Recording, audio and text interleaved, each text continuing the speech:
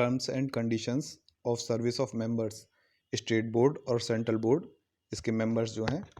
उनकी सर्विसेज की क्या टर्म्स एंड कंडीशंस हैं। मेंबर सेक्रेटरी को छोड़ के बाकी सभी मेंबर्स का टर्म जो होगा 3 साल के लिए होगा, और अगर कोई डिस्क्वालिफिकेशन वाली कोई कंडीशन आ जाती है उनके ऊपर तो वह टर्म तभी खत्म हो जाएगा। एक मेंबर जो है रेजिग्नेशन अपना चेयरमैन को दे सकता है, और चेयरमैन जो है स्टेट गवर्नमेंट को अपना रेजिग्नेशन दे सकता है। जो मेंबर्स अपना टर्म पूरा करते हैं वह एलिजिबल हैं रिनॉमिनेशन के लिए, उन्हें दोबारा रिनॉमिनेट किया जा सकता है, लेकिन अगर कोई डिस्क्वालीफाई या रिमूव किया गया है वो रिनॉमिनेट नहीं किया जाएगा। ये टर्म्स एंड कंडीशंस हुई। अब किन किन कंडीशंस में डिस्क्वालीफाई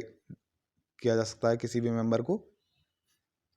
यदि वह, ये शॉर्ट पॉइंट्स हैं, शॉर्ट में लिखा है, नीचे डिटेल में बता देंगे। यदि वह इंसॉल्वेंट हो जाता है, दिवालिया हो जाता है, अनसाउंड माइंड, उसका दिमाग खराब हो जाता है, या फिर वह अपनी पोजीशन का अब्यूज़ करता है, गलत इस्तेमाल करता है, या फिर वह कोर्ट द्वारा कन्विक्ट किया जाता है किसी ऑफेंस के लिए जो ऑफेंस इन्वॉल्व करता हो या तो मोरल टर्पिट्यूड, कोई अनैतिक कारण हो, या फिर यह एक्ट जो है, वाटर एक्ट जो है, इसके अंडर कोई कन्विक्ट किया जाता है कोर्ट के द्वारा, या फिर वह मेंबर हो या ऑफिसर हो या पार्टनर हो किसी भी ऐसी कंपनी का जो कि रिलेटेड हो सीवेज या ट्रेड एफ्लुएंट से। अगर किसी ऐसी कोई कंपनी जो कि सीवेज और ट्रेड एफ्लुएंट से रिलेटेड हो, उसका अगर वह मेंबर, बोर्ड का मेंबर उस कंपनी का मेंबर होता है या फिर उस कंपनी का ऑफिसर होता है या फिर पार्टनर होता है, तो भी डिस्क्वालीफाई हो जाएगा। ये सारी कंडीशंस कैसे दी हुई हैं, water prevention control of pollution act के सेक्शन 6 में दिया गया है।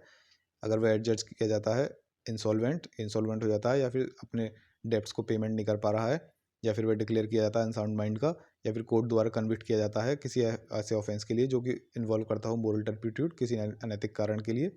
या फिर इस वाटर एक्ट के अंडर वो कन्विक्ट किया जाता है, तब भी डिस्क्वालीफाई हो जाएगा। या फिर कोई ऐसी कंपनी हो जो कि बिजनेस करती हो सीवेज और ट्रेड एफ्लुएंट्स के ट्रीटमेंट में, उसका वह पार्टनर हो या मेंबर हो, या फिर वह उसका किसी ऐसी कंपनी का ऑफिसर हो जो कंपनी रिलेटेड हो सीवेज और ट्रेड एफ्लुएंट से, और उस कंपनी ने कॉन्ट्रैक्ट कर रखा हो बोर्ड के साथ, या फिर किसी सरकार के साथ जिसने बोर्ड बनाया हो, या फिर किसी लोकल अथॉरिटी के साथ उस स्टेट में, या फिर वह अपनी पोजीशन का अब्यूज़ करता है जिससे कि वह मेंबर बना रह सके, और वह अब्यूज़ जो किया गया है ये पब्लिक इंटरेस्ट के हित में नहीं है, उसको डेट्रीमेंटल है, उसको नुकसान पहुंचा रहा है पब्लिक इंटरेस्ट को। डिस्क्वालीफाई करने से पहले उसे एक रीजनेबल अपॉर्चुनिटी, एक मौका देना ज़रूरी है, और जो आदमी डिस्क्वालिफिकेशन के थ्रू रिमूव किया गया है वह रिनॉमिनेट नहीं किया जाएगा। केवल वही जो ने अपना टर्म पूरा किया है बिना डिस्क्वालिफिकेशन के वही रिनॉमिनेट किया जा सकते हैं, जो रिमूव किए गए हैं वो रिनॉमिनेट नहीं किए जाएंगे। किन किन सिचुएशंस में गवर्नमेंट जो है बोर्ड्स की सारी पावर्स ले लेगी अपने हाथ में। The power of government central और state to supersede board, central joint और स्टेट, सेंट्रल गवर्नमेंट किसी सिचुएशन में सेंट्रल या जॉइंट बोर्ड की सारी पावर्स अपने हाथ में ले लेगी, उसकी प्रॉपर्टी अपने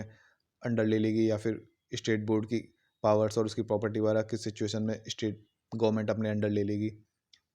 ये water prevention and control of pollution act के सेक्शन 61 में दिया गया है। गवर्नमेंट के ओपिनियन में, उसके विचार में, अगर बोर्ड लगातार अपनी फंक्शंस को परफॉर्म करने में डिफॉल्ट कर रहा है, the board is persistently made default in performance of functions, एक तो इस सिचुएशन में अगर वह ढंग से काम नहीं कर रहा, अपने फंक्शंस को परफॉर्म करने में बार बार डिफॉल्ट किए जा रहा है, या फिर दूसरी सिचुएशन है कि ऐसे सर्कमस्टेंसेज हो जाएं कि पब्लिक इंटरेस्ट में ज़रूरी है कि गवर्नमेंट जो है बोर्ड की सारी पावर्स अपने अंडर ले ले। इन दोनों सिचुएशंस में ही क्या कहते हैं, गवर्नमेंट बोर्ड की सारी पावर्स और उसकी प्रॉपर्टी अपने अंडर ले लेगी। यह सुपरसीड जो करती है गवर्नमेंट बोर्ड को, यह मैक्सिमम 1 साल के लिए किया जा सकता है, और इसके लिए भी बोर्ड को एक रीजनेबल अपॉर्चुनिटी देनी चाहिए, मौका देना चाहिए, जिससे कि अपना पक्ष रख सकें। इसके लिए गवर्नमेंट को ऑफिशियल गैजेट में नोटिफिकेशन जारी करना होगा, और जैसे ही नोटिफिकेशन पब्लिश होगा तब उसी टाइम ये सभी मेंबर्स अपना ऑफिस वैकेट कर देंगे, वह एक तरह से निकाल दिए जाएंगे, या ऐसा माना जाएगा वह ऑफिस में नहीं है, उन मेंबर्स को हटा दिया गया है, और उसकी बोर्ड की सारी पावर्स जो हैं, फंक्शंस जो हैं, ड्यूटी जो हैं, वो सभी गवर्नमेंट जिस भी व्यक्ति में निहित करना चाहे या फिर व्यक्तियों में निहित करना चाहे, गवर्नमेंट डायरेक्ट कर देगी कि इन व्यक्तियों के पास अब सारी पावर्स आ चुकी हैं, बोर्ड की सारी फंक्शंस यही परफॉर्म करेंगे, उनकी ड्यूटीज़ भी इन लोगों के अंदर निहित हैं, वेस्ट करती हैं। बोर्ड की सारी प्रॉपर्टी गवर्नमेंट में वेस्ट हो जाएगी, निहित हो जाएगी, ये गवर्नमेंट के पास चली जाएगी, और जब 1 साल का पूरा टाइम हो जाएगा ऑन एक्सपायरेशन ऑफ पीरियड, या फिर जितने टाइम के लिए भी उन्होंने सुपरसीड किया है उसके लिए जब टाइम पीरियड पूरा हो जाएगा, एक्सपायर हो जाएगा, या तो गवर्नमेंट 2 काम कर सकती है, या तो उस पीरियड को और बढ़ा के 6 महीने, मैक्सिमम 6 महीने तक और बढ़ा सकती है, या फिर वह दोबारा से बोर्ड को कॉन्स्टिट्यूट कर देगा, दोबारा बोर्ड बना दिया जाएगा। तो ये थी आपकी किस किस सिचुएशन में बोर्ड